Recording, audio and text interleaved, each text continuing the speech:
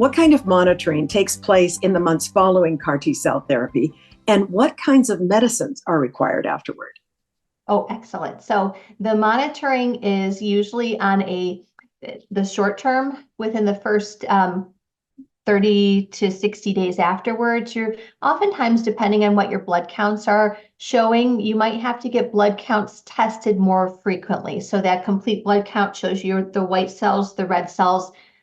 The white cells fight infection, red cells carry oxygen, platelets clot the blood. That's a marker of how well your bone marrow is functioning. And it's also can be those innocent bystanders can go low, temporarily after this procedure. So definitely those CBCs need to be tested for some people weekly, some people every other week, and your healthcare team will tell you how often. After that first 2 to 3 months and your blood counts are all in good shape, then we can just go oftentimes to a monthly monitoring of the myeloma lab. So that's the CBC and the chemistry panel, but also the paraproteins and the blood and the urine get monitored. There's also another test called a CD4 count. That's something that you wouldn't have had beforehand. The CD4 count is an immune count that we want to be over 200. Oftentimes you'll be on an antibiotic called Bactrim or an inhaled called pentamidine to lessen the chance of a certain kind of infection called PJP or pneumocystis. And so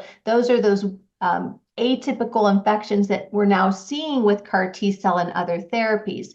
And as I mentioned, acyclovir to protect against shingles is the medications, but you're not going to be on any anti-myeloma medications other than maybe a bone strengthener if you get that intermittently.